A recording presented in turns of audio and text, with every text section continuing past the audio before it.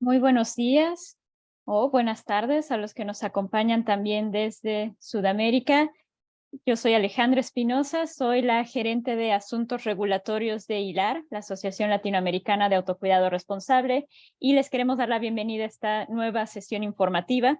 Como algunos de ustedes recordarán, esta es una dinámica que comenzamos hace unos 2 años de generar espacios exclusivos para agencias reguladoras, para conversar de distintas temáticas sobre prácticas regulatorias en la región y también compartir experiencias de otros países en estas temáticas. El día de hoy traemos una temática que desafortunadamente es un problema creciente de salud pública en nuestra región y es el de la circulación de medicamentos falsificados, subestándar, adulterados e ilícitos. El programa de hoy está dividido en 3 fases, en 3 breves ponencias. Disculpen, creo que ya no se ve mi pantalla. Ahí está, perdón. 3 breves ponencias que abordan puntos como acceso a medicamentos, herramientas para agencias reguladoras para mejorar la vigilancia en mercado y las experiencias de colaboración público-privada para apoyar en la detección y reducción del comercio ilícito de medicamentos en América Latina. El día de hoy nos acompañan 2 excelentes panelistas. La primera es Silvia Elena Montoya Borras, de la Cámara de Industrias de Colombia, la ANDI, y también representando a la Alianza Latinoamericana Anticontrabando, ALAC, que es una iniciativa del ANDI desde 2016 con el objetivo de construir con los gobiernos de la región una agenda conjunta de cara a la reducción de contrabando. Silvia es abogada con más de 18 años de experiencia en temas relacionados con la defensa de la propiedad intelectual, tanto desde el sector público como desde el sector privado, con resultados exitosos en la generación de estrategias de prevención, lucha contra la comercialización de productos de procedencia ilegal, como falsificados y de contrabando, logros que han sido obtenidos gracias al trabajo articulado con la fuerza pública. Silvia cuenta con una amplia trayectoria en la realización de capacitaciones a las autoridades. También vamos a tener a Víctor Pribluda, de la USP o la Farmacopea de los Estados Unidos, que es una organización científica independiente sin fines de lucro, enfocada en generar confianza en el suministro de medicamentos seguros y de calidad. Víctor es licenciado en Ciencias Químicas por la Universidad Nacional de Buenos Aires, Argentina, con un doctorado en Biología Celular en el Instituto Weizmann de Ciencias Rehovot, Israel. Es manager superior de Inteligencia Regulatoria Internacional de la División de Asuntos Externos Globales de la USP desde 2019, donde también supervisa herramientas de soporte técnico y documentación para la vigilancia posterior de la comercialización. También fue manager principal del Programa de Promoción de Calidad de los Medicamentos, patrocinado por la Agencia Internacional de Desarrollo de los Estados Unidos, donde lideró varias iniciativas en países de América Latina y el Caribe, brindando apoyo a agencias reguladoras y laboratorios nacionales para el control de calidad a nivel regional y también nacional. Les agradecemos mucho su presencia en este evento. Y con esto quisiéramos comenzar rápidamente con una muy breve introducción de nuestra parte sobre el tema de acceso a medicamentos y también autocuidado.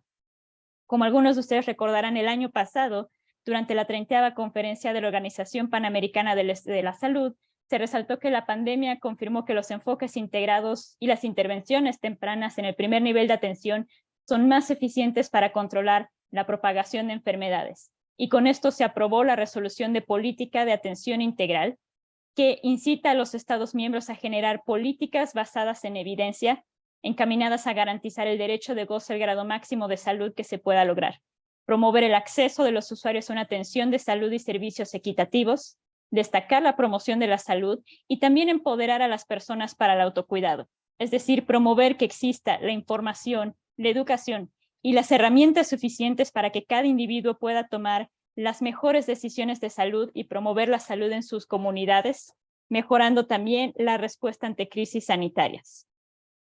El autocuidado, como lo define la Organización Mundial de la Salud, es esta capacidad de las personas, familias y comunidades para promover la salud, prevenir enfermedades, mantener la salud y hacer frente a enfermedad con o sin el apoyo de un profesional de la salud. Y abarca varias aristas. Primero, la promoción a la salud, que son estas condiciones sociales que nos van a permitir tomar decisiones saludables. También la prevención y control de enfermedades a través de la educación y también intervenciones oportunas. La automedicación responsable cuando el usuario es capaz de comprender y dar un uso concreto a los productos de la salud, la búsqueda de atención médica cuando los síntomas son persistentes o desconocidos y que permita un mejor uso del tiempo de los profesionales de la salud para enfocar en pacientes con enfermedades graves cuando el paciente ya tiene el conocimiento para autogestionar enfermedades leves. Y también está la rehabilitación y cuidados paliativos para volver a un estado de salud. Desafortunadamente, la realidad en América Latina es que continuamos con servicios de fragmentación de atención y servicios de salud. Esto se demostró también por los reportes trimestrales que sacaba la Organización Mundial de la Salud en la época de pandemia, donde se resaltó que la atención primaria a la salud era una de las más impactadas debido a la crisis sanitaria. Esto también lo confirmamos en un estudio que realizó ILAR en 2021, donde se entrevistó a más de 4.000 personas en América Latina para conocer el impacto que tenía la pandemia sobre su atención a la salud. Y en este caso, 56% de los usuarios tuvo que suspender sus visitas al médico debido a esta crisis sanitaria. Un efecto no deseado de esta suspensión de los servicios médicos también es la interrupción de los tratamientos de atención médica, ya sea por no poder contar con una receta médica o también a causa del desabastecimiento del que se escuchó tanto hablar durante esta época. Y aquí en los resultados que tuvimos del estudio vimos que 21% de las personas entrevistadas en este estudio tuvieron que dejar de tomar los medicamentos que ya tomaban antes de la pandemia, resaltando países como México con un 25%, Perú con un 42% y en América Central, Guatemala y Panamá con una suspensión de hasta el 28%. ¿Y qué tiene que ver esto realmente con el tema de la falsificación? Bueno, la Organización Mundial de la Salud dice que reconoce que los productos médicos subestándar y falsificados son una amenaza constante y generalizada e inaceptable para la salud pública. Sin embargo, hasta 2.000 millones de personas en todo el mundo carecen de acceso a los medicamentos, vacunas, dispositivos médicos y otros productos de salud necesarios, lo que crea un vacío que con demasiada frecuencia se llena con productos de calidad inferior y falsificados. Este estudio lo publicó la Revista Panamericana de la Salud en 2020, mostrando los incidentes reportados, no totales, de América Latina para medicamentos subestándar, falsificados, no registrados y robados en el periodo de 2017 a 2018. Y lo que llama la atención de esta gráfica es que, por ejemplo, en las autoridades reconocidas como de referencia, la mayoría de los productos reportados eran subestándar o carecían de registro o no estaban autorizados, mientras que en países con agencias sanitarias no reconocidas como referencia, la mayoría de estos productos eran falsificados. ¿Dónde encuentran los pacientes este tipo de medicamentos? Se le ha hecho mucho énfasis al tema del comercio electrónico como esta plataforma que está habilitando a la gente a que pueda comprar y hacer uso de medicamentos no autorizados o no registrados, pero algo que no hay que perder de vista y que se resalta mucho en este artículo es que a veces son las farmacias, los hospitales o incluso las droguerías y mercados donde más se encuentran este tipo de productos, es decir, los lugares en donde los pacientes sienten más confianza de que van a encontrar un producto de calidad y el que se están llevando a su casa con confianza, lo cual es interesante e importante para utilizar en las campañas de comunicación también dirigidas a las personas. En este caso queremos resaltar una noticia del Instituto de Salud Pública del Chile, del cual reconocemos ha hecho una excelente labor en la detección oportuna de medicamentos, el cual en 2022 decomisó más de 10.000 kilos de medicamentos de establecimientos que funcionaban como farmacia, pero sin la autorización correspondiente. También un estudio de la Asociación Mexicana de Industrias de Investigación Farmacéutica en México en 2018, donde 6 de cada 10 medicinas en México son robadas, caducas o falsificadas, y 8 millones de mexicanos los consumen. Usualmente, los usuarios de estos medicamentos son personas con posibilidades limitadas para hacer uso de un sistema de salud de calidad, y existe un mercado en el que los individuos operan fuera de la legalidad para ofrecer asesoramiento médico, medicamentos a personas de limitados recursos económicos. Y no solo quiero dejar el mensaje de que, bueno, esto ocurre en México o esto ocurre en Chile. La realidad es que aún siendo ciudadanos de un país en específico, muchos de nosotros también tenemos la oportunidad de visitar otros países y lo último que queremos es tener una experiencia dentro de algún país con un medicamento falsificado. Por tanto, es un problema regional y no específico de los países que tengan que abordar de una forma localizada. Otro punto que queremos traer a colación es el tema de la regulación. Si estamos hablando de un limitado acceso a servicios y productos de la salud, si a esto se le suman regulaciones excesivas para aprobación o comercialización de medicamentos de calidad, generamos necesidades de salud no cubiertas que, como dice la OMS, abren la puerta a la búsqueda de alternativas peligrosas como los falsificados o subestándar, entre otros, lo cual daña a los pacientes, pero también la confianza en los sistemas de salud y en las agencias, desperdician recursos, pérdida de confianza en intervenciones como el autocuidado y la promoción de la salud, y aunado a la creciente resistencia a los tratamientos disponibles como los antibióticos. Esta es una diapositiva que espero muchos de ustedes recuerden de otras reuniones que hemos tenido con agencias, que muestra la cantidad y tipo de medicamentos que se encuentran en países de América Latina versus países de referencia, que llama la atención no solo la cantidad de moléculas que tiene América Latina comparado con otros países, sino cómo se clasifican, reportando en países de referencia el hecho de que cada vez son más los productos que se encuentran disponibles de venta libre, no por eso sin supervisión ni sin seguridad, sino empoderando más a personas y a profesionales de salud como farmacéuticos o nutricionistas para ayudar en el asesoramiento a los pacientes, liberando un poco la carga de los sistemas de salud. La misma Organización Panamericana de la Salud, en su reporte de 2021, muestra cómo muchas de las agencias que tenemos de referencia no cumplen con los plazos legislativos para el registro de medicamentos, y esto derivado de múltiples causas como el número de solicitudes, los recursos humanos y económicos, las variaciones post-comercialización, las tarifas de usuario que difieren mucho de otros países y la implementación o no de procesos como el reconocimiento con otros países. Como último punto nada más, otro estudio de la Asociación Mexicana de Industrias de Investigación Farmacéutica destacó que en 2022 los pacientes mexicanos tardan en promedio 4.3 años en tener acceso a la innovación en el sistema de salud pública. Y aquí del lado izquierdo pueden ver en distintos colores las etapas y el tiempo que toma cada uno de los procesos hasta que el medicamento llega al paciente, donde 19 meses nada más son para el registro sanitario. Y aquí en comparación del lado derecho se ve la evolución por años 2013, 2015, 2020, donde el único proceso que ha ido incrementando en tiempo es el proceso del registro sanitario. Igual hace una comparación con otros países de referencia, hasta abajo está Brasil y México, donde se destaca cuánto tiempo realmente le está tomando a nuestros países poner medicamentos de calidad al alcance de los usuarios, no solo de venta en farmacias, sino también dentro de los sistemas de salud. Y parte de ese proceso también está destinado al tiempo de registro. Finalmente, y para concluir mi intervención y dar paso a la de Víctor, queremos dejar unas recomendaciones como el empoderamiento y educación en salud para el autocuidado. Son herramientas de salud pública esenciales para promover conocimiento, capacidades en la población, para tomar mayor responsabilidad en el cuidado de su salud y tomar decisiones informadas. También la flexibilización y simplificación regulatoria. Los países cuyos marcos regulatorios permiten flexibilización y simplificación para el acceso a medicamentos colocan mayores esfuerzos en la vigilancia post-comercialización y son capaces de tener una mejor respuesta adaptada a las circunstancias.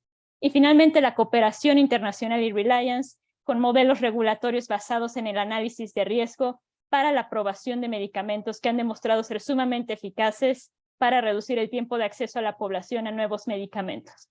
Y con esto le voy a dar la palabra también a Víctor de la USP para que nos comience a dar su presentación. Muchas gracias, Víctor. Muchas gracias, Alejandra, por la excelente presentación que confío que vas a compartir conmigo porque es mucha información muy importante. Permítanme compartir. ¿Está bien? Ven Sí, mi se puede pantalla. ver. Perfecto. Opa. Tengo un problema.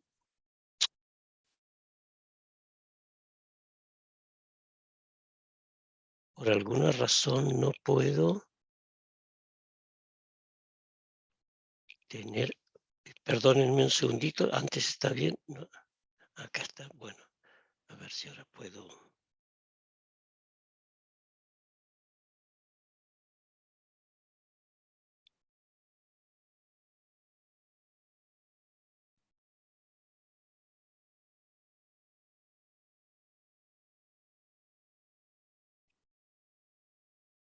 Ya se puede ver bien. Ahora, perfecto. Bueno. Bueno, primero de todo quería agradecerles por la invitación y es realmente un honor para mí estar en este evento y poder compartir lo que la USP ha estado haciendo, las herramientas que se han desarrollado, que pienso que pueden llegar a ser de alguna utilidad para las agencias reguladoras de nuestra región. Esto es simplemente una descripción de las diferentes temáticas que voy a hablar, no me voy a detener en esto por factores de tiempo. Lo que quiero llamar la atención acá en particular es el hecho de que este, el hecho de que la herramienta global de evaluación de las actividades regulatorias de la GBT, de la OMS, establece la vigilancia y control de mercado como una de los elementos funcionales críticos de las agencias reguladoras.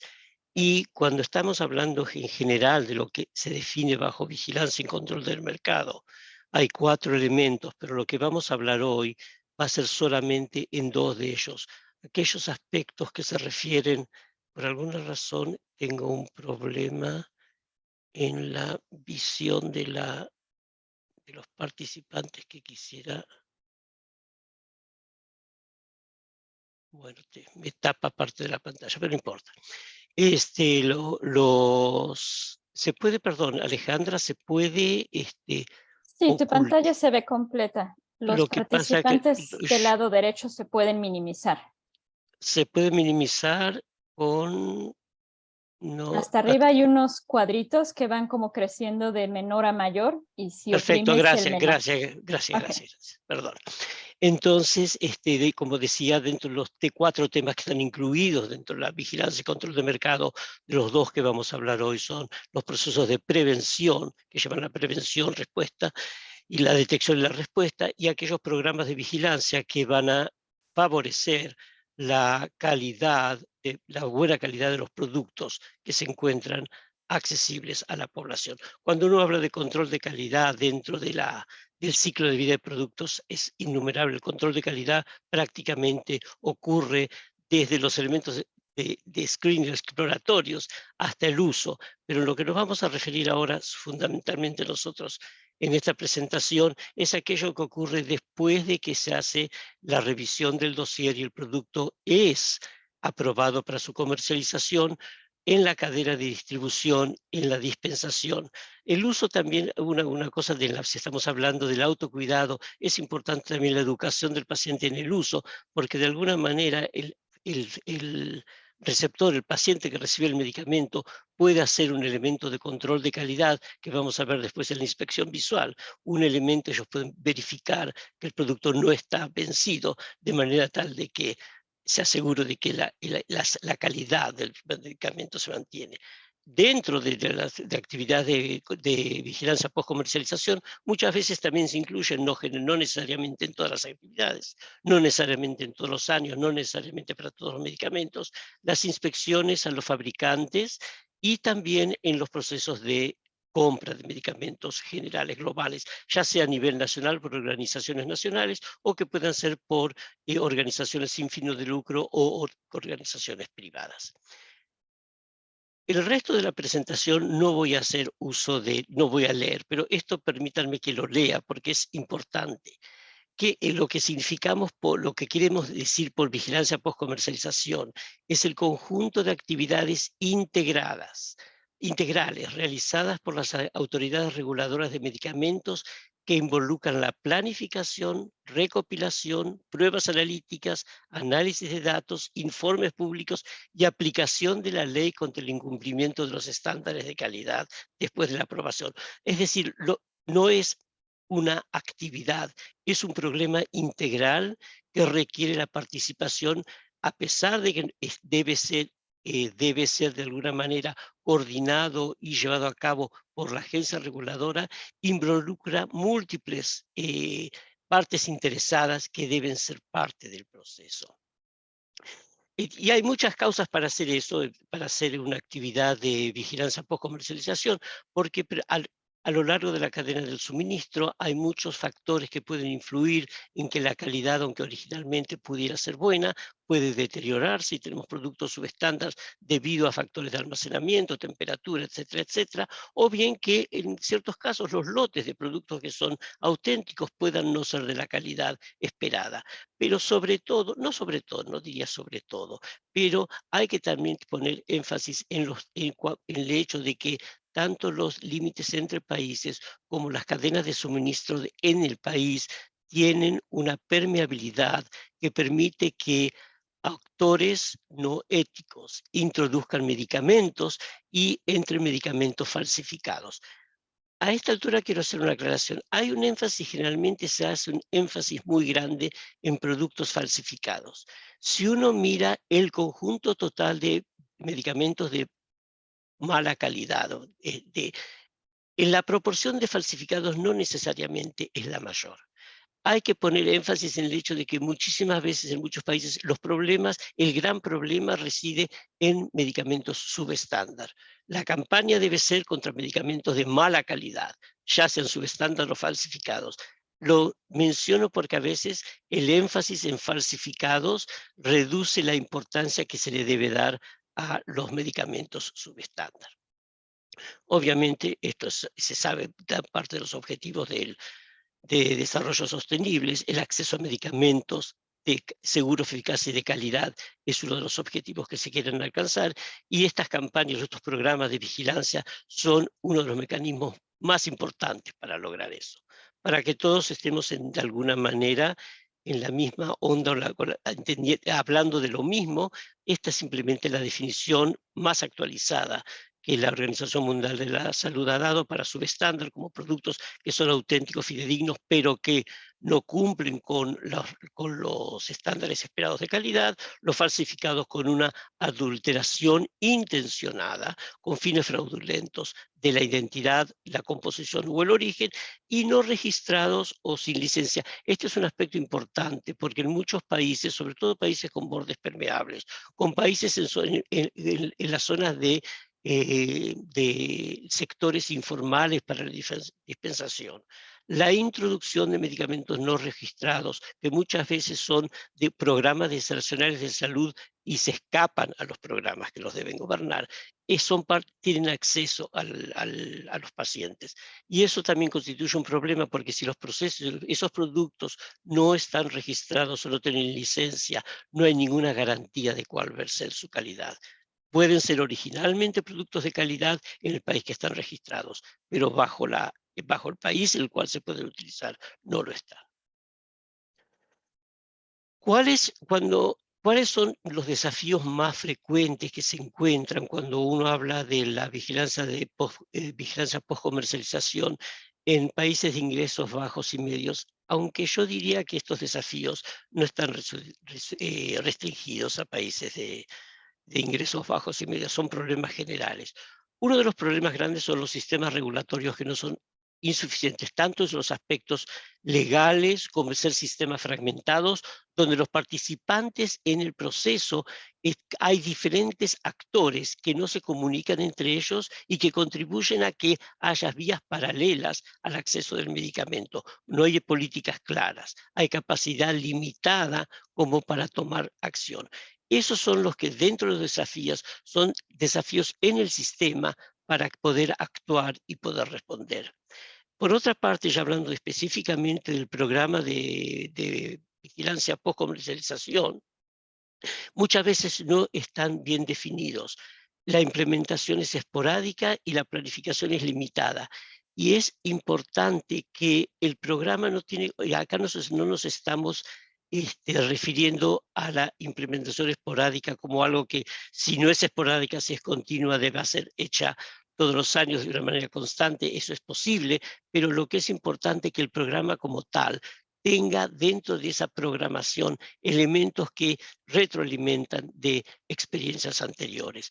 Eso va a impactar en el desarrollo y en la implementación. Y finalmente, ya sea por protocolos mal diseñados, porque no se tienen en cuenta las metodologías adecuadas o los datos no se manejan, tenemos problemas en los resultados y en las acciones correctivas.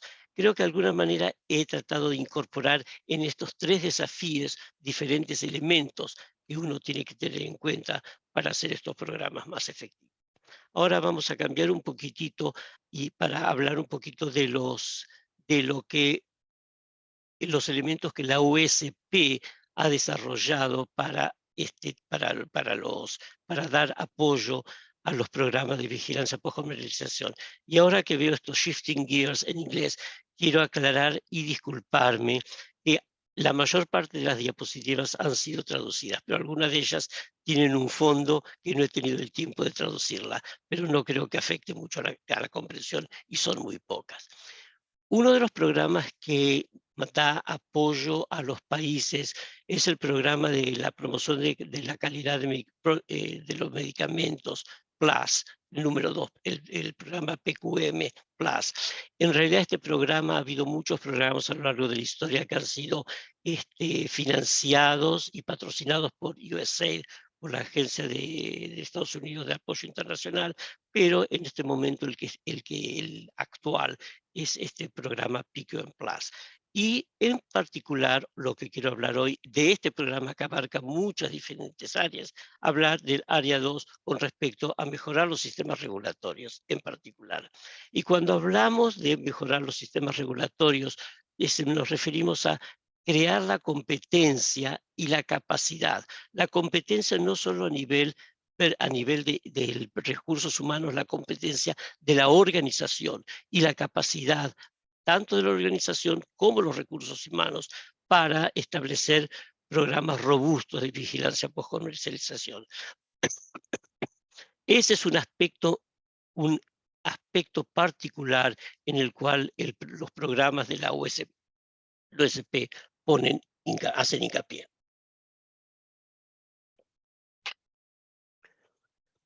Esto es simplemente para darles una visión de la evolución de estos programas en la OSP.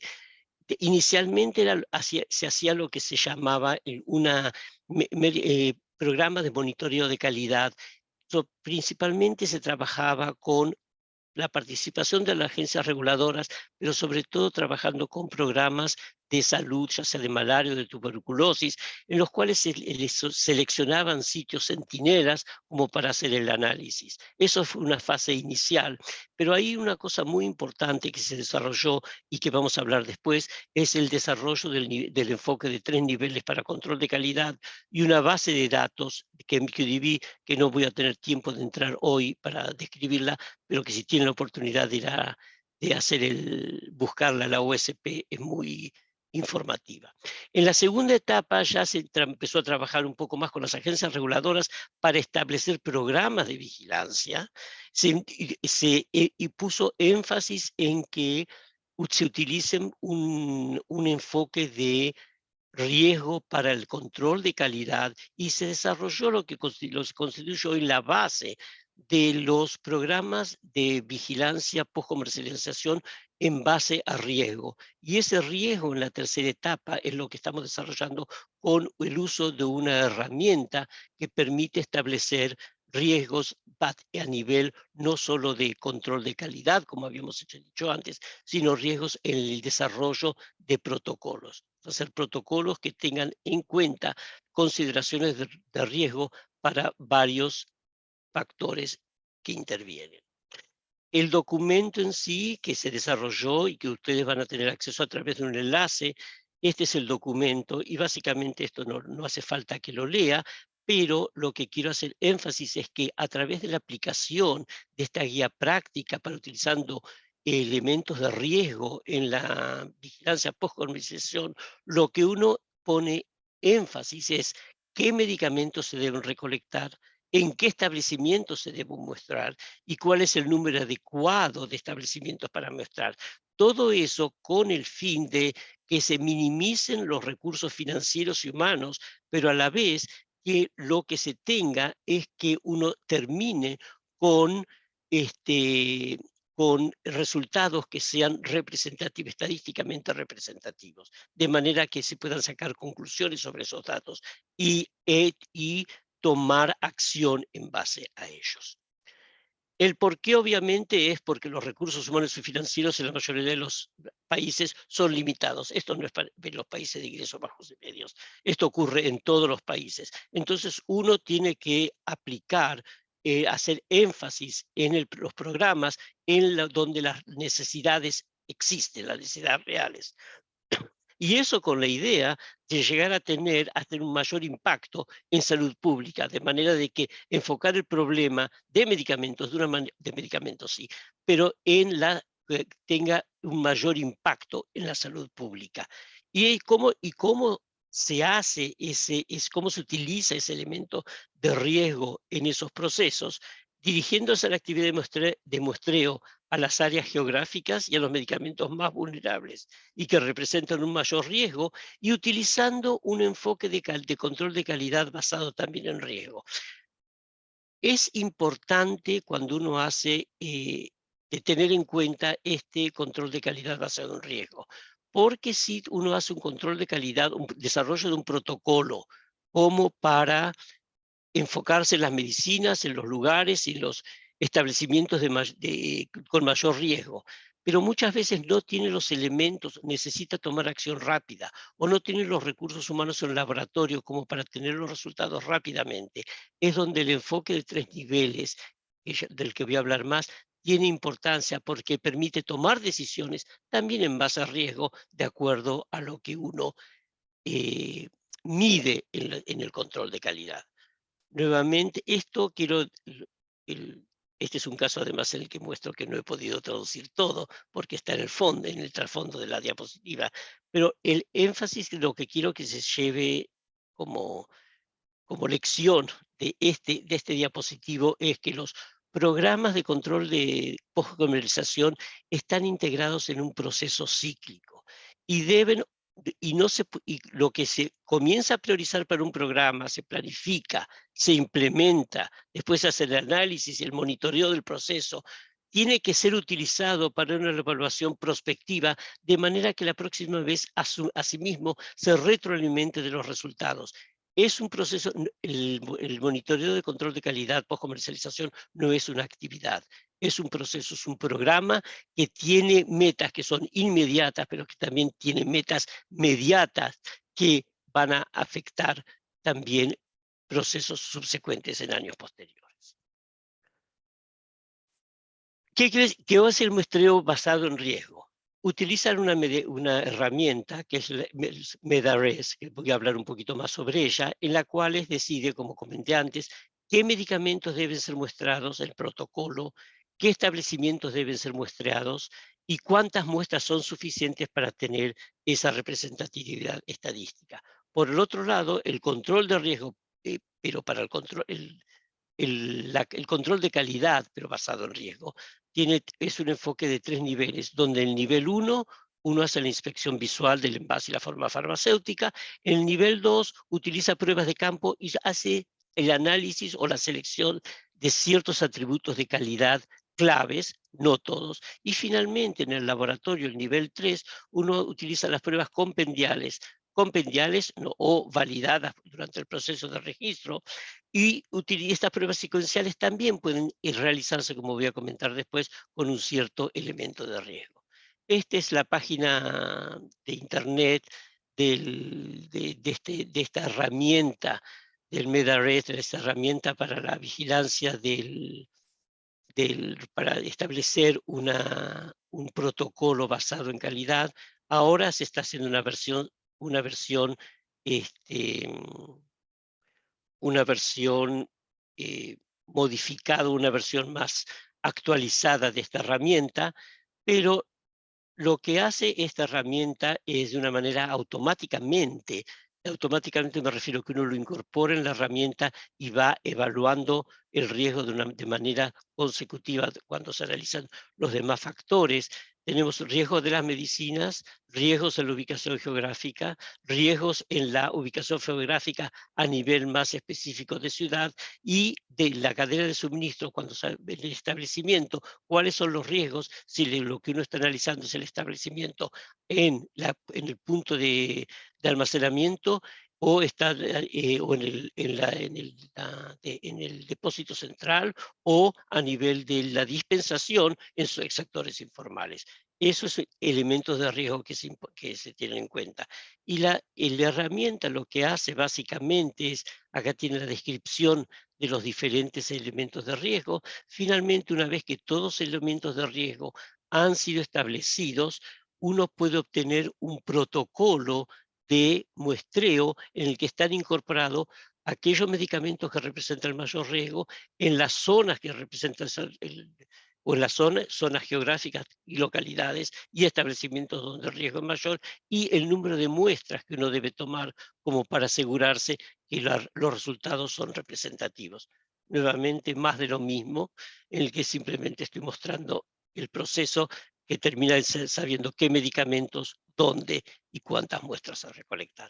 Ahora quisiera hablar un poquito brevemente con respecto al enfoque de control de calidad con esos 3 niveles a los que me referí antes. Eh, Esos 3 niveles utilizan metodologías que son diferentes entre sí, complementarias y de complejidad creciente, de manera que ese proceso secuencial permite tener una visión completa, pero lo importante es que en cada una de las etapas uno puede tomar una decisión, si eso fuera necesario, en función de los resultados. Esta es una descripción más detallada de lo que involucra la inspección visual, las pruebas analíticas de detección en campo, donde una solamente una fracción de los atributos de calidad son evaluados. Y hago hincapié acá un poquito con más descripción y me voy a referir después al uso del Global Health Pharma Fund para los de los mini labs. La razón por la que voy a hacer un poquito más, voy a detenerme un poquito más en esta herramienta, la hemos utilizado mucho en muchos de los países, en las regiones en las que hemos trabajado, en las Américas, en Sudeste Asiático y también en África. Pero a diferencia de estas que normalmente estas herramientas de tamizado de campo permiten detectar un atributo de calidad, sobre todo la identidad. Utilizando lo que trae el Minilab, uno puede identificar la desintegración y por cromatografía en capa delgada, con metodologías que están validadas en el Minilab, uno puede tener la identificación, impurezas, hacer una evaluación semicuantitativa del contenido. O sea, la cantidad de información que uno puede tener con un recurso que es relativamente económico es muy grande.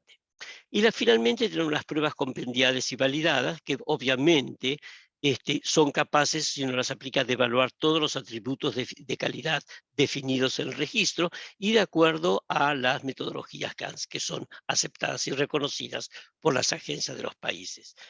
En el nivel 3, a pesar de que me refiero acá al nivel 3 como un proceso en sí. El nivel 3, a su vez, el nivel 3, uno puede también tener una jerarquía de aplicar enfoques de riesgo, porque obviamente cuando uno llega al nivel 3, lo primero que debe hacer si viene de un nivel 2 es enfocarse en aquellas pruebas que se hicieron en nivel 2 para confirmarlas de que pasaron, si es que efectivamente esa metodología del nivel 2 que no es tan precisa es correcta los resultados para verificar si hay una falla, pero también porque en el nivel 3, en la secuencia de, de ensayos que incluyen las pruebas compendiales, uno puede ejercer un cierto elemento de un enfoque de riesgo y hacer aquellas pruebas que son económicamente más fáciles de hacer, más rápidas, y los cuales los productos se sabe, por ejemplo, que pueden fallar más que en otros. Esto está en el documento que compartimos, el enlace compartimos, simplemente es un diagrama de los procesos, más bien un diagrama de flujo de los procesos. Casi para concluir, obviamente la vigilancia de comercialización obviamente puede llegar a detener, a identificar y detener la fabricación de medicamentos falsificados, productos no registrados o proliferación de farmacias no convencionales. Em, me molesta particular el estereotipo del dibujo, pero este problema hoy día es un problema en todos los países. La proliferación de farmacias no convencionales, el ejemplo de la compra de medicamentos por Internet o por organizaciones que se atribuyen la prerrogativa de ser farmacias y no lo son. Eso es un problema que existe en todos los países, independientemente del nivel económico del país. Pero quiero atender a traer a colación un ejemplo de hasta qué punto pueden ser efectivos y si estos programas de vigilancia post-comercialización pueden realmente, utilizando elementos de riesgo, evitar situaciones como estas. Como en el caso de Indonesia, que se descubrió en el año 2016, pero era un problema de vacunas falsas desde el año 2003. El caso de los envenenamientos masivos por dietilenglicol, que estamos hablando desde el año 37 al año 2008, un fenómeno recurrente incluso con el tipo de medicamentos y que ocurrió el año pasado y hasta este año se han encontrado muertes debido a jarabes para niños contaminados con etilenglicol. Entonces la pregunta es, uno tiene que analizar el riesgo del medicamento, por el medicamento en sí, o como vemos la variedad de lugares donde ocurre el riesgo en la ubicación, o ambos, evidentemente, haciendo énfasis que ambos son importantes y si queremos realmente mejorar, no eliminar los riesgos a la población que presentan estos productos, se deben enfocar tanto el aspecto de la localidad del medicamento y la frecuencia con la que estos eventos ocurren. Acá en la presentación he incluido una serie de recursos que existe, que desarrollamos. Es en particular este documento, en la presentación ustedes, en Adobe, que creo que va a ser distribuida, ustedes tienen acceso a este documento tanto en inglés como en español, está el enlace, y esta es una lista de los diferentes elementos que en parte he discutido acá, pero que en parte no, que pueden ustedes tener acceso en la OSP. También quiero cerrar a colación a ejemplos de programas de vigilancia post-comercialización en los cuales de ciertos países, y la razón, estos países fueron seleccionados por países o los que la USP colabora en el desarrollo o son países que forman parte de la lista transitoria de agencias de la Organización Mundial de la Salud. Cada uno de ellos está también con su enlace. El caso de CARFA y el caso de Nigeria los quiero traer a colación, en particular porque esos programas fueron en gran medida desarrollados basados en la guía práctica que USP había desarrollado para utilizar elementos de riesgo en la programación de programas de vigilancia posterior. Lo último que quiero, no es lo último, lo anteúltimo, a menos que Alejandra me diga basta, lo último que quiero comentar es esta herramienta, que probablemente todos ustedes son familiares con ella, de la cadena de suministro para la seguridad de la cadena de suministros de productos médicos.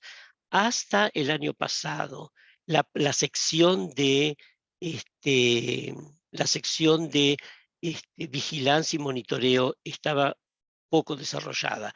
Este año, en una colaboración de la USP con la FDA, la academia y varias agencias reguladoras global y a nivel mundial, se amplificó y ustedes tienen acá una multitud de recursos que existen, que son accesibles, que cada uno de ellos tiene un enlace al producto original, en la cual tienen tanto información sobre cuál es la prevalencia por diferentes estudios, herramientas como para implementar el programa de vigilancia por comercialización y finalmente los mismos programas a los que me referí de agencias nacionales o regionales.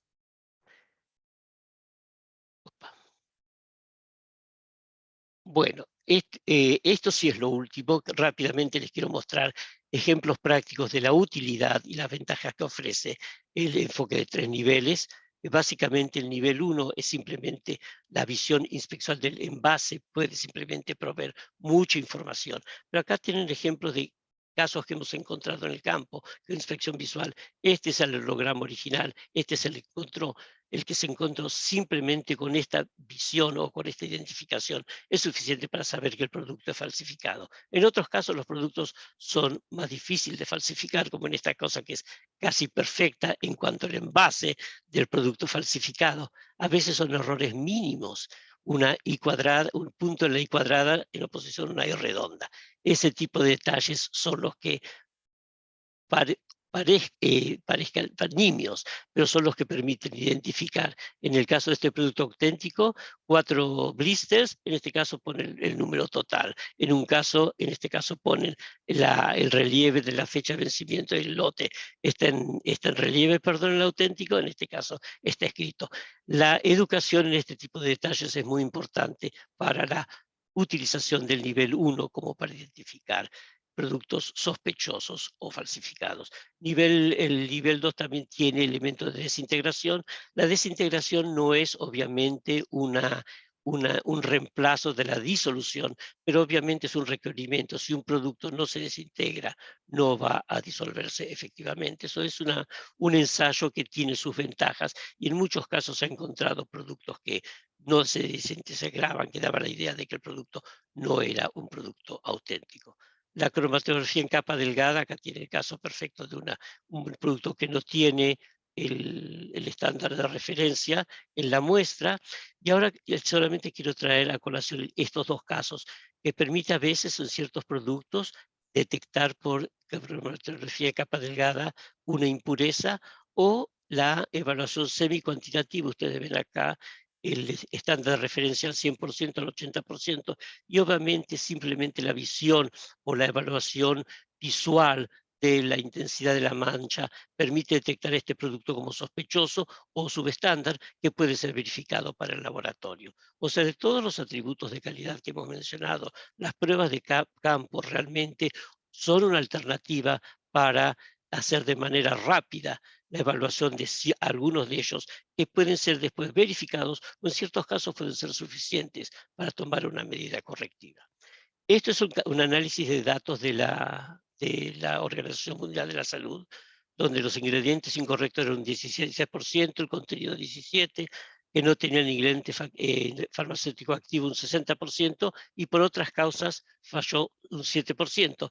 Pero si uno mira los resultados, entre el 76% y el 93% de estos resultados se podrían haber identificado por simple pruebas de cromatografía en capa delgada. Otro estudio en Guyana tiene el mismo tipo de resultado. Se ve que en este caso 52% de las no conformidades podrían haberse identificado por cromatografía de capa Víctor, delgada. Y con esto acabo. ok, perfecto.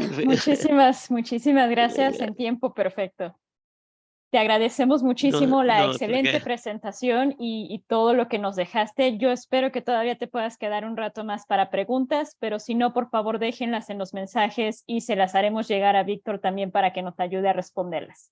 Y con esto le doy la palabra a Silvia para que nos dé su presentación. Muchas gracias, Silvia.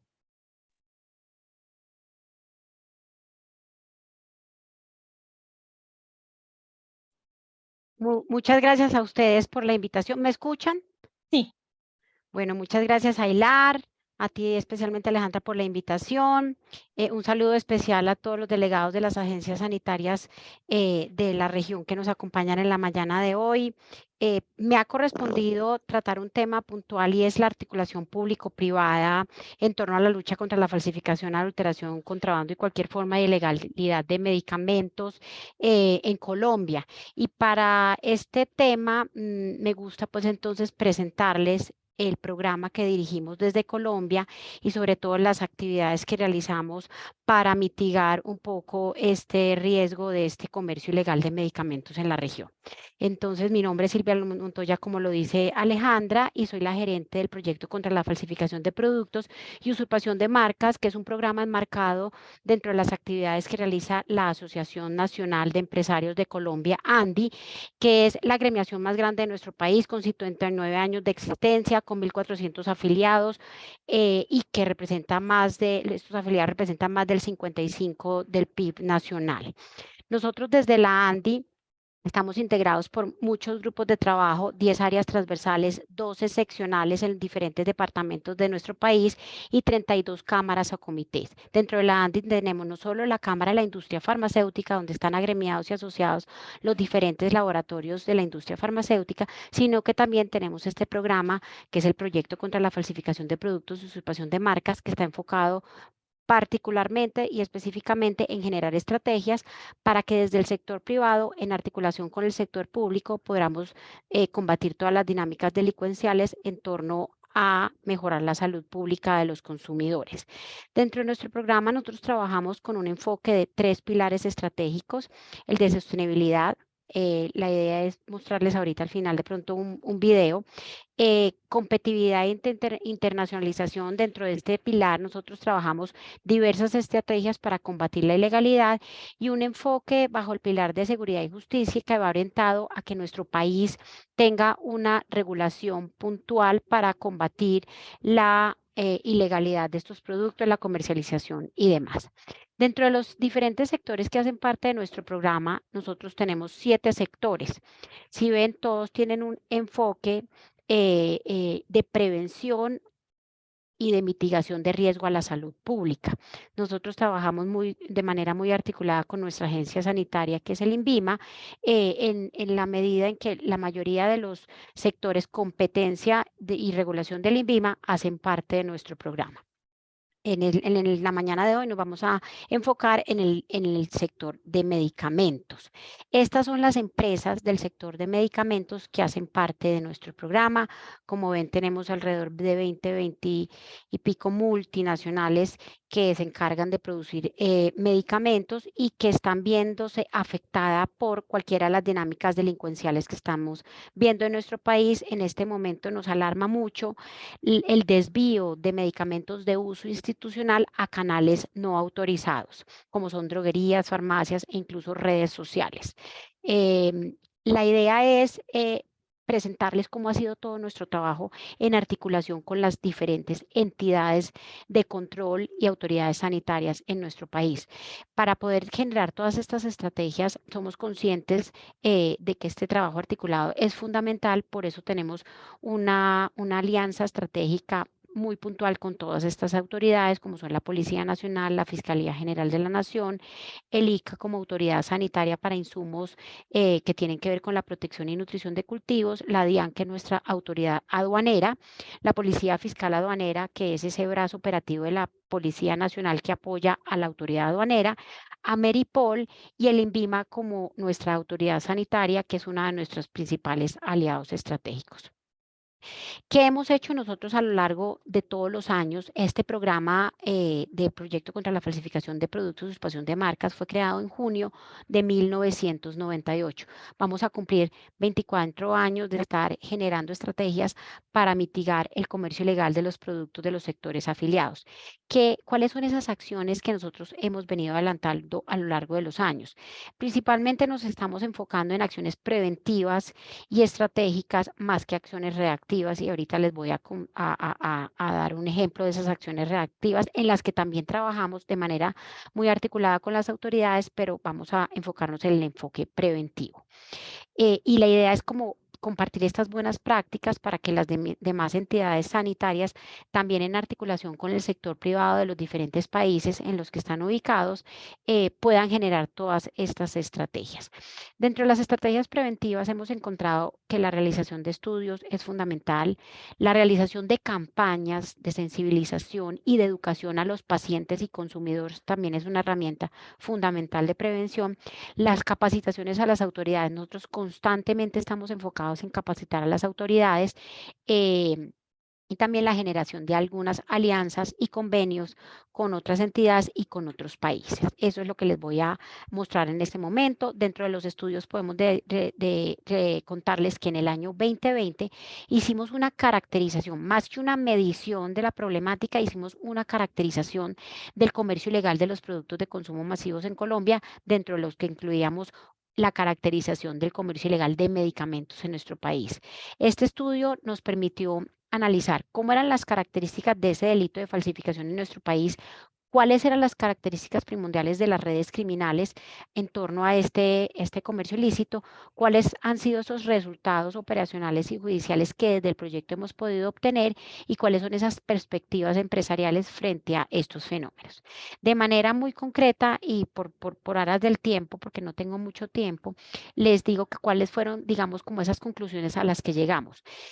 Primero que todo, una conclusión muy importante y que nos alienta mucho a seguir trabajando desde el sector privado es que efectivamente la articulación que hemos logrado desde el proyecto con las autoridades han sido muy efectivas y han permitido dar resultados importantes en materia sobre todo de judicialización de responsables.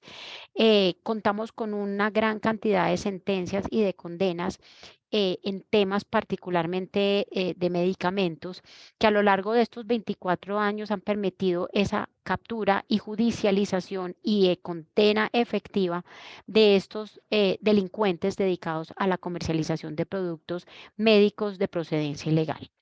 También uno de los logros es que hemos podido fortalecer las capacidades investigativas de las autoridades, y en esto me refiero a algo muy puntual, y es que hemos logrado contar con la Fiscalía General de la Nación y con un grupo de fiscales especializados que se ubican en el eje temático de delitos contra la propiedad intelectual, que han permitido que de una manera constante y sobre todo permanente, sin rotación de personal tan alta como suele suceder en las entidades de control, eh, puedan generar estas investigaciones y llevar a buen término las investigaciones a través de estas sentencias condenatorias. Eh, Esto nos ha permitido también contar con un grupo de policía judicial, no solo al interior de la Fiscalía General de la Nación, sino también en la Policía Fiscal Aduanera, que también a lo largo del tiempo han venido familiarizándose con todas estas delincuencias, con todas estas formas delincuenciales y han podido llevar a buen término las investigaciones que les hemos podido presentar para desarticular estas estructuras criminales. Tenemos muchos retos y es que necesitamos que las empresas y que el sector privado, y eso lo reconocemos como algo para lograr, se involucren más, que haya más participación del sector farmacéutico en las investigaciones, en destinar recursos a la investigación privada y a poder judicializar todas estas estructuras. También uno de los retos es que las estructuras criminales se adaptan mucho más rápido a las nuevas realidades que nosotros, los legales y digamos que el sector productivo. Entonces, esa es una enorme exigencia porque ellos van adaptándose, van buscando nuevas metodologías para premiar los mercados con productos ilegales y nosotros tenemos que estar a la vanguardia y atacar esas nuevas modalidades. Hay una falencia también en tema de medicamentos y es la falta de control a los proveedores, porque el medicamento sale del laboratorio fabricante a sus distribuidores y esos distribuidores a su vez lo entregan a los proveedores y ahí hay poca trazabilidad. Entonces hay un reto importante porque una vez llegan a los distribuidores se dispersa el medicamento y termina, como lo acabo de mencionar, los medicamentos de uso institucional en canales que no son. Medicamentos que de pronto ya están vencidos siendo reempacados con nuevas fechas de vencimiento y puestos de nuevo en el mercado. Medicamentos que de pronto tienen falencias en sus empaques, los vuelven a poner en los canales de distribución. Entonces tenemos varios retos y hay un reto y es que tenemos poca intervención de autoridades administrativas. En este punto me quiero hacer referencia a las secretarías de salud de los entes departamentales de nuestro territorio nacional y no a la autoridad sanitaria INVIMA, que es una autoridad que nos ha apoyado mucho y que participa muy activamente en lo que está a su alcance para controlar que medicamentos de procedencia ilegal no estén en el mercado. Uno de los retos y que resultó de este estudio es la gran migración que estamos teniendo del ofrecimiento de productos de procedencia ilegal a los canales de comercio electrónico. Esto hizo que el año pasado hiciéramos un estudio sobre las plataformas y sobre cómo se está moviendo este mercado de comercio electrónico de productos de procedencia ilegal en nuestro país. Y esto nos llevó a concluir que efectivamente hay gran inversión después de la pandemia. Todos sabemos que esto conllevó a que nos trasladáramos mucho a las plataformas y a las redes sociales, pero asimismo, como se amplió el canal de productos legales, se amplía también la distribución de productos ilegales y los delincuentes han migrado a todas estas mecanismos de comercio electrónico, plataformas, redes sociales. Esto ya venía creciendo, pero la pandemia disparó, digamos, que esta comercialización. Esto es un llamado a que se implemente de pronto una muy buena práctica que yo la voy a mencionar más adelante, pero la traigo a colación, que ha implementado nuestra agencia sanitaria en Vima, y es generar convenios con Mercado Libre y con las plataformas de comercio electrónico y con la Cámara de Comercio Electrónico, perdón, para que el INVIMA como autoridad sanitaria, y lo mismo lo puedan replicar las demás entidades, tengan un mayor acceso a esas plataformas y poder dar de baja los ofrecimientos que de manera ilegal evidencian las autoridades sanitarias bajo ese patrullaje cibernético que están haciendo de manera constante, y al menos lo podemos decir que eso sucede con nuestra autoridad sanitaria. Eso es una invitación para que adopten esa buena práctica de generar convenios con las plataformas y puedan tener desde la autoridad sanitaria un control al ofrecimiento que se están dando a través de estas plataformas. ¿Cuáles son las conclusiones principales de estos estudios? Y es que hay poco control y poca trazabilidad a las publicaciones y ofrecimientos que se hacen a través de estas plataformas por parte de todas las autoridades de control. El marco normativo en Colombia está muy rezagado y no hay un marco que permita ponerle un control a estos ofrecimientos. A pesar de que nosotros en Colombia sí tenemos un control a la publicidad a través del decreto 334 del 2022, que prohíbe expresamente la publicidad de medicamentos, medicamentos homeopáticos a través de redes sociales. Esto no ha sido de recibo por parte de las plataformas, entonces la idea es poder hacer efectiva estos decretos que prohíben este ofrecimiento para que las plataformas puedan entender que eso no se puede hacer. Lo mismo los medicamentos controlados o de control especial. Estos medicamentos tampoco se pueden ofrecer a través de plataformas, y para nadie es desconocido que en plataformas como Mercado Libre vemos ofrecimientos diarios de este tipo de productos que están prohibidos. Entonces la idea es generar ese marco normativo en Colombia para que se pueda poner, digamos, en práctica esa restricción. Hay mucha dificultad por parte de las entidades de control de hacer un rastreo a las redes sociales y de poder controlar esta actividad ilegal. Por eso estamos tratando de que surja una normativa para que desde el ámbito preventivo, es decir, anticipándonos a que se dé ese ofrecimiento, las mismas plataformas y redes sociales tomen esos controles y no se permita ese ofrecimiento a través de ellas. Y algo que vemos que es un riesgo importante, acabo también de mencionar, es que hay una estimación de un crecimiento significativo del ofrecimiento de productos a través de plataformas a mediano plazo, y lo vemos ya pues que está en incremento. ¿Qué hemos visto y qué conclusiones saca este estudio en cuanto a los controles? Que las empresas lideran un esfuerzo importante para hacer detecciones, para hacer patrullaje cibernético, para hacer denuncias, pero que a veces no se dan los resultados que queremos, sobre todo en el tiempo que queremos. Que no existe, como les acabo de decir, una política pública en Colombia frente a las restricciones de este comercio electrónico. Y en el plano administrativo vemos que la Superintendencia de Industria y Comercio está rezagada y no da un control, contrario a lo que existe con el INVIMA, y es que se evidencia que solo el INVIMA tiene un equipo conformado para realizar esas acciones que yo les he venido mencionando, de control, de patrullaje cibernético y de dar de baja de las plataformas estos ofrecimientos. Entonces, esta problemática que las demás entidades vemos que desconocen, y que estamos en este momento sensibilizando y teniendo reuniones con las demás entidades para generar una mesa de trabajo, queremos que haya un control, un mayor control, y no que sea solo la autoridad sanitaria. Dentro de las campañas que les menciono que están dentro de nuestras actividades preventivas, quiero compartirles varias piezas de educación que hemos lanzado. Esta es una de las piezas que se generó hace varios años. Esta es una pieza que se generó también con el INVIMA, de alerta al consumidor y de recomendaciones a la hora de adquirir medicamentos, que verifiquen el nombre, que verifiquen el registro sanitario del INVIMA, porque sin registro ya eso es un medicamento de procedencia ilegal sin duda alguna, que miren la fecha de vencimiento, que miren las condiciones de almacenamiento, que revisen el etiquetado, el envase y sobre todo el empaque, que no tenga rayaduras, que no tenga insertos, que no tenga, digamos que elementos de sospecha.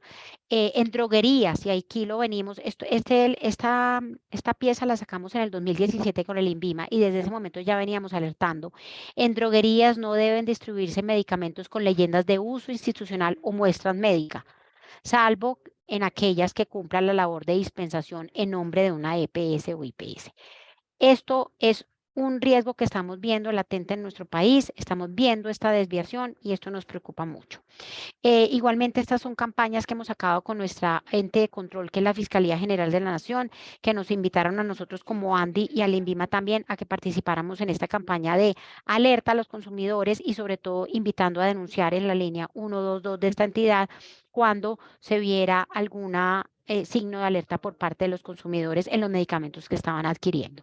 Esta es una campaña que nosotros hemos lanzado desde la ANDI, es una campaña que está también con piezas radiales, con piezas de videos, alertando para que no compren medicamentos falsificados, porque con eso se pone en riesgo la vida y la salud de los consumidores. Estas son piezas, insisto, educativas, que llamamos a los consumidores a verificar ciertas cosas como la fecha de vencimiento, como lo que les acabo de mencionar de los empaques, de la buena calidad, que sean sitios autorizados.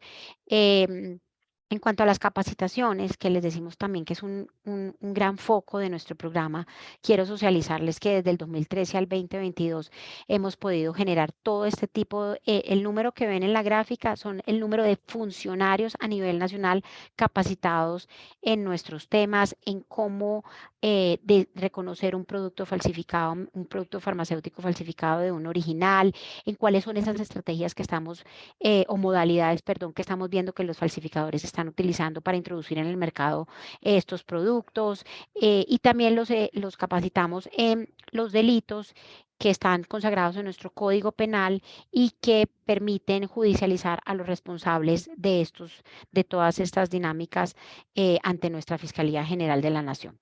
Estas son las capacitaciones que hemos realizado al 2023. Llevamos 454 personas capacitadas de las entidades de gobierno, también de otras autoridades y, por ejemplo, ahí van también incluidas las personas que asistieron a nuestro encuentro de la Alianza Latinoamericana Anticontrabando que realizamos el 1 y 2 de marzo en Colombia, que ahorita les voy a hablar un poco más sobre ellos. Dentro de las alianzas y convenios, decirles que nosotros desde el proyecto y específicamente la ANDI suscribió un convenio del de 2004 que ha venido ratificándose con los diferentes fiscales que hemos tenido en nuestro país y es un convenio de cooperación para generar actividades conjuntas, Fiscalía General de la Nación, proyecto contra la falsificación de productos que redunden en investigaciones y judicialización de responsables, en campañas de comunicaciones, en capacitaciones al personal de la Fiscalía General de la Nación y en todas estas actividades que de índole preventivo queremos realizar, incluyendo también las de índole reactivo, como es cuando hay casos de allanamientos y nos llaman desde la Fiscalía General de la Nación para ser ese articulador entre las diferentes compañías para que le presten el apoyo de peritaje a la Fiscalía en todas estas actividades de allanamientos operativos que realiza la Policía Judicial y muy puntualmente la Fiscalía General de la Nación, con la finalidad de desarticular estructuras criminales dedicadas a la comercialización de medicamentos de procedencia ilegal en nuestro país. Cuando les hablaba de alianzas, me quiero detener aquí que la ANDI y desde la ANDI no solo contamos con la estrategia del proyecto para combatir el comercio ilegal de productos, sino que también la ANDI generó en el 2016 y lideró y ha venido liderando teniendo la Secretaría Técnica, la Alianza Latinoamericana Anticontrabando, que yo sé que muchos de ustedes ya la conocen, y de las autoridades sanitarias que nos acompañan hoy, muchos hacen parte. Esta Alianza Latinoamericana Anticontrabando, que les quiero decir que es una iniciativa que surge desde el sector privado, con el objetivo de construir con los gobiernos de la región una agenda conjunta en cara a la reducción no solo del contrabando, sino también de la falsificación. Para este propósito, la LAC y la Alianza Latinoamericana se constituye como un catalizador que facilita el intercambio de información y genera alianzas estratégicas que trascienden las fronteras de los países y permite la articulación de los sectores público-privado en torno a la lucha contra este fenómeno que sabemos que es transnacional. La falsificación, la adulteración y el contrabando de medicamentos no es un problema solo de Colombia, sino que es un problema global, pero nos tenemos que unir como región para poder articularnos y eso es precisamente lo que busca la ALAC. Y darles la noticia que dentro de la LAC tenemos la mesa farmacéutica. Esa mesa farmacéutica que ya lleva 2 años consecutivos, desde el 2016 cuando se creó la alianza, la mesa farmacéutica no se creó, sino que surge en el encuentro que se realizó en el 2021 en Ecuador. Desde ahí ya el sector farmacéutico dice, queremos hacer parte de esta alianza con una mesa farmacéutica y hemos venido construyendo unas iniciativas para trabajar de manera conjunta como aliados y como región para que podamos combatir con esta problemática de manera articulada. Estas son las iniciativas que desde la mesa hemos querido trabajar. Queremos impulsar un diagnóstico de la normativa en los países de la región para saber qué países están rezagados y que todavía no han tipificado como delito este tipo de conductas para que se pongan de pronto en armonía con los países que sí lo tenemos. Queremos también hacer un impacto sobre el diagnóstico de la Ley Marco de Comercio Ilícito que ha impulsado el Parlatino para impulsar un capítulo de medicamentos al interior. En eso Hilar nos está apoyando y ha sido muy activo en contarnos cómo han sido esos avances. Queremos propender por la elaboración de guías, manuales instructivos y herramientas que orienten a las autoridades en el procedimiento de identificación de productos obviamente falsificados, de contrabando y de procedencia ilegal. También tenemos como meta que cada país miembro trabajará en forma individual con los organismos de control de su país en la consolidación de información para lograr tener cifras de los delitos. Lo anterior con el fin de generar estrategias y sobre todo un banco de información que nos permita establecer cómo vamos en esa estrategia de control con las autoridades. Queremos también fomentar e implementar la realización de campañas de prevención. Por eso nosotros desde Colombia hemos puesto a disposición todo ese banco de imágenes y de piezas con las que contamos para que los países de la región que no lo cuenten con ello puedan utilizarla y adaptarla de pronto a sus países. Y queremos dar a conocer también a los países de la región la existencia del convenio Medicrime, que es el convenio del Consejo de Europa enfocado en generarle herramientas a los países, a las autoridades de los países que adhieran a este convenio con el fin de poder mitigar el riesgo del crimen farmacéutico en la región. Este es el primer y único tratado internacional de derecho penal sobre falsificación de productos médicos y, como les digo, su principal función es prevenir y combatir esas conductas. Entonces, de la región solo Ecuador ha suscrito este convenio. Nosotros queremos y estamos generando que desde Colombia se pueda generar y es una invitación para que los demás países de la región también puedan adherir a este convenio. Y queremos también, ya por último, impulsar y fortalecer el trabajo desde ALAC como un instrumento de coordinación y cooperación para que los países de la región podamos de manera articulada generar estrategias para combatir el comercio ilegal de medicamentos en nuestros países. Ya por último y para concluir, he hablado mucho del fortalecimiento del INVIMA y de la articulación que tenemos con el INVIMA porque sé que están acompañándonos autoridades sanitarias y la idea es que ustedes se lleven esta buena práctica que desde el sector privado tenemos con nuestra autoridad sanitaria, porque solo de manera articulada y conjunta podemos llevar a buen término estrategias no solo de control, sino de prevención contra el crimen farmacéutico. Decirles que tenemos muy claro que el INVIMA como entidad de vigilancia y control de la calidad y de la seguridad de los productos de su competencia propende por la protección de la salud pública como derecho colectivo. Esa es nuestra bandera de nuestro programa y ese es un primer punto de encuentro entre el proyecto contra la falsificación y el INVIMA. Nuestra bandera es proteger la salud pública y ahí estamos muy alineados con el INVIMA.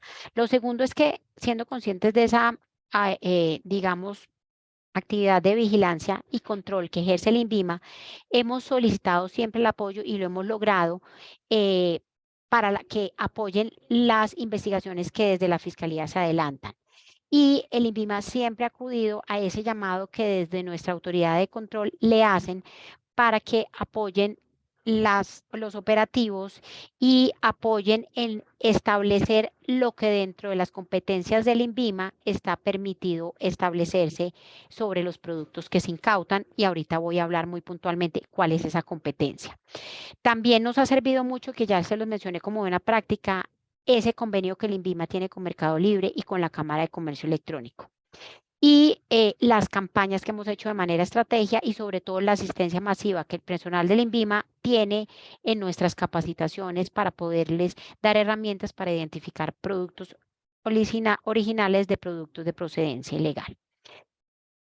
La competencia del INVIMA, siendo conscientes, se circunscribe a la calidad de los productos de su competencia, y a través de ello el INVIMA tiene competencia exclusivamente para realizar los análisis que aquí les pongo.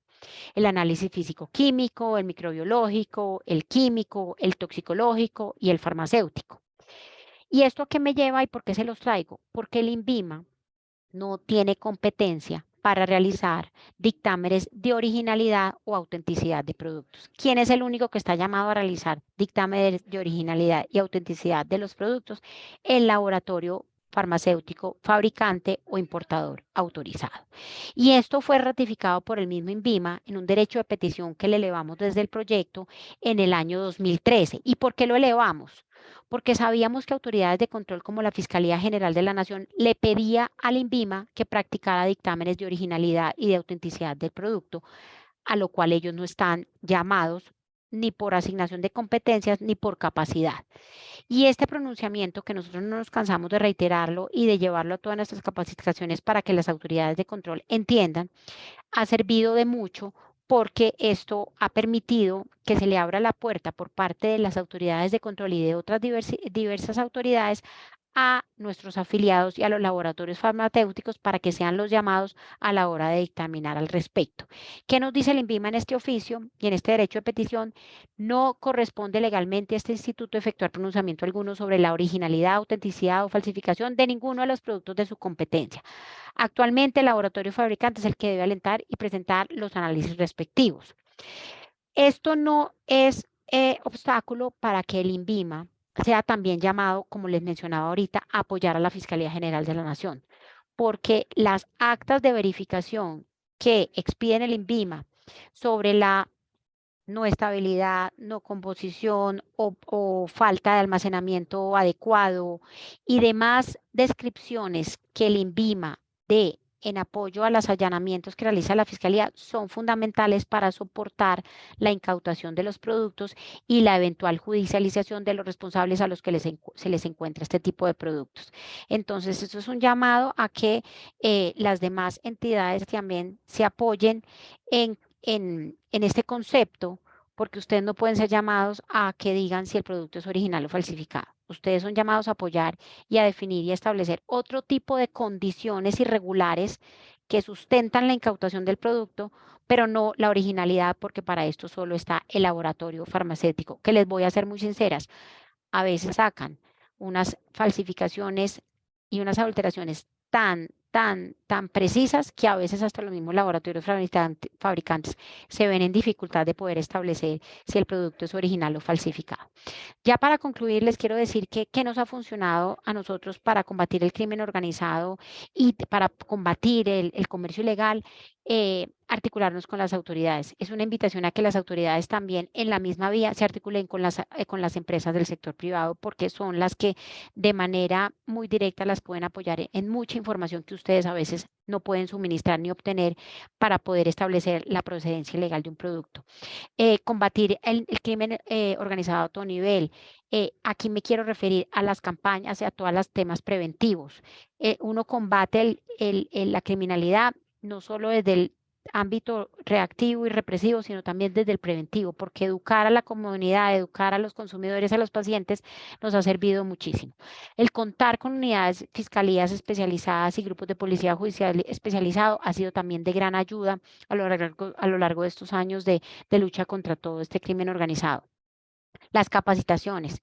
No nos cansaremos de repetir y de seguir dando capacitaciones y de repetir nuestra temática porque hay mucha rotación de personal, hay mucho cambio de funcionarios en las entidades territoriales de nuestro país y también en entidades nacionales y todas deben ser capacitadas. Y lo mismo la visibilidad de las víctimas, demostrar que aquí la víctima no solo es el consumidor y el paciente, sino también la víctima es el laboratorio farmacéutico que está viendo vulnerados sus productos con productos que quieren imitar o simular estos productos originales que ellos con tanta inversión en investigación y desarrollo han podido llevar y poner a disposición de todos los pacientes. Yo ya creo que corrí mucho, pero creo que abarqué los temas que quería abarcar. Si hay alguna duda por parte de algún asistente, pues estoy en disposición de responderla. No sé si haya preguntas también para el anterior expositor. Muchísimas gracias, Silvia. Excelente presentación y también resaltando todos estos beneficios de la articulación público-privada con autoridades sanitarias, pero también otros representantes que forman parte de este tema. Desafortunadamente, Víctor se tuvo que retirar por un compromiso previo, pero dejamos abierta la posibilidad de que si tienen preguntas para Víctor que no se pudieron contestar, ahora las pongan en el chat y con mucho gusto, además de la grabación y las presentaciones, podemos poner en contacto a los interesados con los panelistas para resolver dudas a profundidad. Pero de todas formas queremos abrir también el espacio si en este momento tienen alguna pregunta para Silvia en particular que podamos responderles. Pueden levantar la mano y les podemos habilitar el micrófono si existe alguna pregunta o también dejarlas en el chat.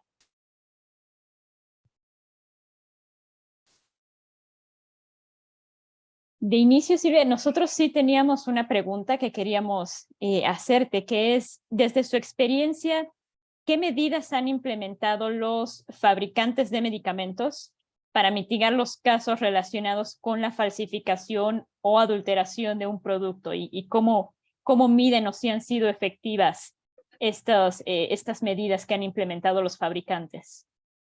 Mira, los fabricantes han implementado medidas desde sellos de seguridad, rastreo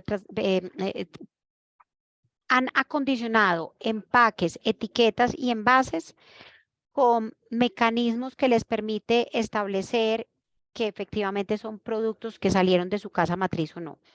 Y hay diversidad de mecanismos que cada uno ha implementado en forma independiente para poder tener una trazabilidad segura de sus productos. Igualmente también en la cadena de suministro sé que implementan muchos mecanismos de seguridad.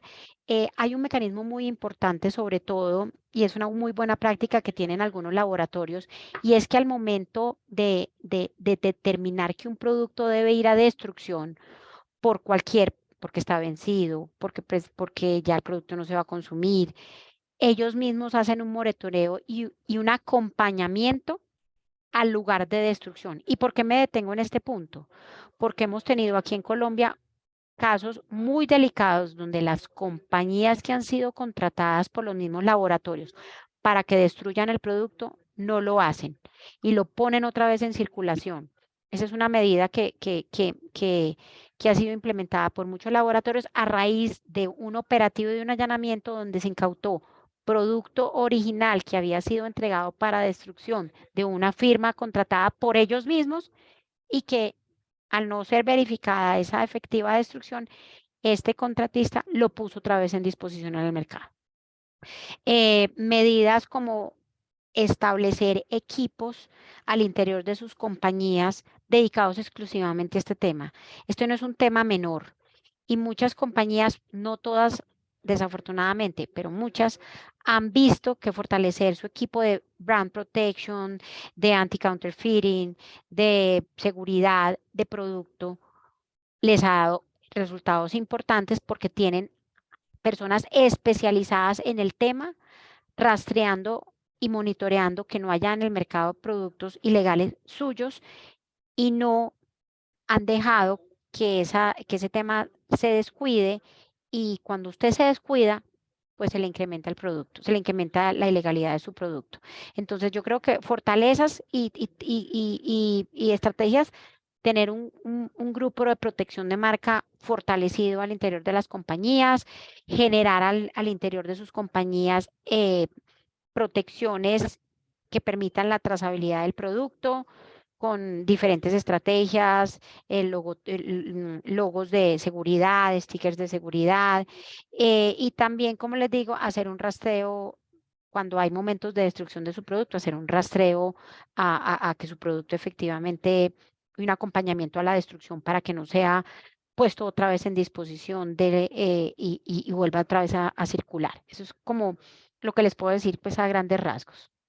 Sí, definitivamente para el crimen organizado, imaginación le sobra para buscar formas, y por eso tan importante tema. Silvia, te agradecemos inmensamente la participación. A forma de conclusiones de este evento y también una pequeña invitación, queremos terminar diciendo que los medicamentos falsificados son y deben ser catalogados como delitos a la salud pública, pues ponen en riesgo no solo la salud y la vida de las personas que los consumen, sino también la confianza en los gobiernos, en nuestras entidades de salud, de proteger y salvaguardar la salud de la población. Nosotros desde ILAR tenemos un fuerte compromiso de generar alianzas estratégicas para representantes de la industria, organizaciones, asociaciones regionales y entidades de gobierno para promover actividades de vigilancia en mercado, la creación de políticas de salud que reconozcan y castiguen el contrabando y la falsificación de medicamentos de forma más eficiente, y finalmente mejoren la disponibilidad de acceso a los medicamentos de calidad. Y como último, reiterarles y extender la invitación. Este año tenemos el primer Congreso Latinoamericano de Autocuidado a celebrarse en la ciudad de Sao Paulo, en Brasil, el 8 y 9 de noviembre de este año. Con el código QR que ven en pantalla pueden tener acceso a la página del evento y el registro. Este evento está organizado tanto por ILAR como la Federación Global de Autocuidado y la Asociación Brasileña de Autocuidado de la Salud, ACCESA. Este congreso tiene por temática Haciendo el autocuidado un movimiento de salud, con el propósito de invitar a los participantes del ecosistema de salud global y regional, como profesionales de la salud, asociaciones de la sociedad civil, tomadores de decisión y el sector privado, a discutir y converger en acciones que permitan desarrollar todo el potencial del autocuidado para la población y mejorar los resultados de salud.